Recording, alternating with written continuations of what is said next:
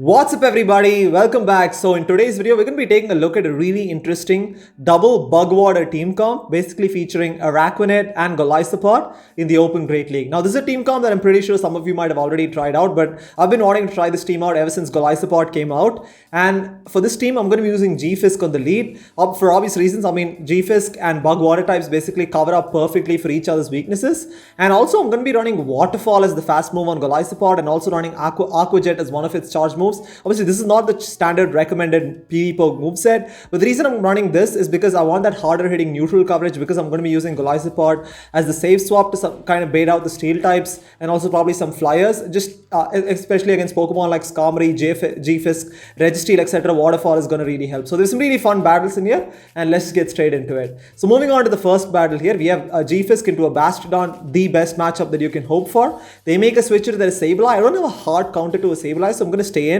go for the Rock Slide, and then switch in my Araquanid here. And the reason I threw the Rock Slide is to absolutely guarantee switch advantage, right? Because I want to make sure that I have that alignment and I have my Galarian Stunfisk lined up against their Bastiodon. And another charge move is going to be coming through. It is a foul play, that's okay. It ends up being a CMP tie. Honestly, I thought they were one away there. I probably could have farmed up one extra, but that's okay. I'm going to go for the Bug Buzz right now. It's going to take out the Sableye from this range, expecting the Bastiodon to come back in. And if it does, I'm going to try and get to a Bubble Beam here. So obviously, hopefully I can get to a Bubble Beam, but we faint just before we get to it. That's okay. We have switch advantage, which is all that matters.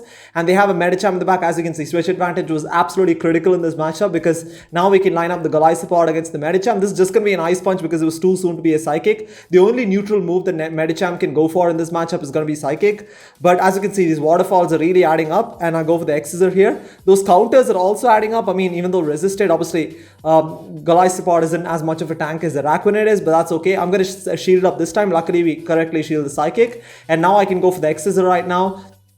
Should get the second shield from the Medicham as it does that, but as you can see, these Waterfalls are absolutely chunking, right? And I'm okay letting this go through. I'm going to save the shield for the Galarian Stunfisk.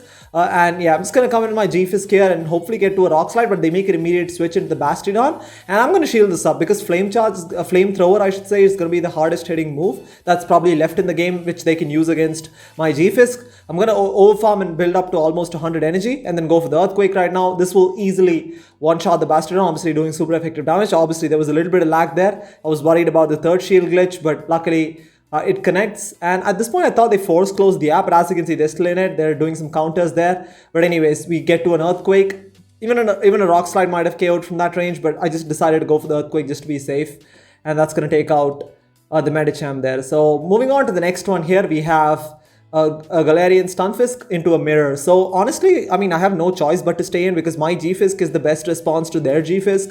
Golisopod is an okay matchup against it, especially with Waterfall. But I'm going to build up to an Earthquake and then bait with the Rock Slide here. And Rock Slide does get the shield from the opposing G-Fisk, which is perfect for me. And at this point, I'm going to call the bait because we baited. I'm expecting them to bait, and we call the Rock Slide bait, which is huge, right? And now I can just go straight for the Earthquake right now. I'm hoping they let this go through, but they're probably going to shield this, which they do there. And I think that ends up being a CMP tie, so I'm going to shield this up as well. This is probably going to be an Earthquake from their side, but they bait me again with Rock Slide. So that was very smart play on their part. So I'm going to build up a little bit of extra energy and try and catch an Earthquake on my Golisopod here. Hopefully this is an Earthquake and not a Rock Slide. But unfortunately, they decided to bait again with the Rock Slide, so it was not a great play. Catching that probably could have stayed in with the G-Fisk in hindsight to take that Rock Slide. But anyways, they come in with their obstacle there. I choose not to shield. I probably could have shielded and gotten off an X-Scissor there, but that's okay because one X-Scissor isn't going to KO, so I'm going to let that go through, and then basically I want shield advantage. And yeah, this is a pretty solid matchup for Araquanid here. I can just safely no shield the Night Slashes, and then I'm going to go for the Bug Buzz right away. Probably could have done one extra Infestation, but this is obviously easily going to take out the Obstagoon, doing super effective damage. Back in comes G-Fisk. I immediately switch into my own G-Fisk and get to an Earthquake. They were probably very close to an Earthquake of their own, but Earthquake pretty much one-shots the G-Fisk, and out comes Swampert. And I'm not going to throw the Rock Slide because if I throw the Rock Slide, they can overfarm. I'm going to commit to the Earthquake to force them to throw a move, which they do. I probably could have shielded that and got off an Earthquake, but I just wanted to play it safe because Araquanid with the shield advantage should be able to take this matchup. I don't have to shield this Hydro Cannon here. It is resisted, and all I need to do is get to a Bug Buzz right now, right? And we should be able to get to a Bug Buzz. They are very close to a move. That's okay. Bug Buzz is obviously going to do massive neutral damage and almost one-shot the Swampert from this range, but they'll survive with like literally 1 HP. And I'm going to shield this this up, and then the infestation went through, so that's going to KO there. So didn't even have to shield that. I mean, Araquanid could have comfortably tanked the Hydro Cannon from that range, but just wanted to play it safe anyways. Moving on to the next one here, we have G-Fisk into a Pelipper. Pelipper can be a little bit of an issue for this team comp, because I believe Pelipper also wins against G-Fisk in the 2-shield situation, and also my backline doesn't have a great matchup against Pelipper. So I'm going to go for the Rock Slide here. They are overfarming quite a bit, and they should be able to outpace me to 2 Weather Balls before I can get to 2 Rock Slides, or at least they win CMP. Right, so I'm only the first Weather Ball go through, trying to go for Rock Slide. As you can see, we lost CMP there, and then we're going to have to shield this up and then go for a Rock Slide here. They're probably going to shield this. But at this point, what I'm going to try and do is I'm going to try and catch the next Weather Ball on one of my back Pokemon here. So I'm going to try and farm up to a Rock Slide and switch into my Araquanid to catch the Weather Ball. The reason I don't switch into my Golisopod this time is because Golisopod is a lot more glacier, and if they choose to stay in, that'd be bad for my Golisopod. Whereas, as you can see, Araquanid can comfortably tank all these moves. They make a switch into their Galarian Stunfisk, but the good thing is we have a lot of loaded energy. So I'm going to go for the Bubble Beam here, obviously doing super effective damage. Not doing too much damage, but obviously the most important thing is we are getting these debuffs off. So those Rock Slides are not going to do too much damage, right? We're already gotten off 2 Bubble Beams here. I can comfortably tank 1 Rock Slide, and we should be able to tank 1 more right now. As you can see, Rock Slide just does not do enough damage, and I decide not to throw because I want to bank all this energy and then basically use it towards endgame if need be. So I'm going to build up to a Bug Buzz and immediately switch in my Golisopod here, and I don't really have to shield a Rock Slide because it is double debuffed. Even though it's super effective, I can just let this go through, but they choose to go for Earthquake for some reason. That was definitely a misplay on their part, and they immediately switch into their Pelipper. And Pelipper, I mean, we can go for the Excessor, even though Resisted does get the shield from Pelipper, and I'm going to shield this up. This could potentially be a Hurricane, so I don't want to risk it. I just want to shield this up. Unfortunately, just a Weather Ball shield bait, and because of that, they're going to be able to get to another one. That's okay. We can tank this, and hopefully I can Waterfall down before they can farm me down, right? And we are able to Waterfall down there, and back in comes G-Fisk, and we are able to farm down as well. And so let's see what they have in the back. They have an Alolan Marowak. This is one of those very specific situations where having Aqua Jet really helps because that does super effective damage. And at this point, we have energy on both G-Fisk and Araquanid, right? I'm going to come in with my Araquanid, go for the Bubble Beam, basically to put this Alolan Marowak into Rock Slide range, and immediately switching to my Galarian Stunfisk here and going for the Rock Slide, doing super effective damage to take out the Alolan Marowak there. So some nice combo play, teamwork on that between Araquanid and G-Fisk there. I guess we had to, and also Golisopod, we had to land an Aqua Jet, a Bubble Beam, and a Rock Slide to basically take out the Alolan Marowak. Alolan Marowak can be a little bit of an issue for this team, but the good thing is G-Fisk also, I mean, doesn't have the worst matchup against it, so I guess it works out.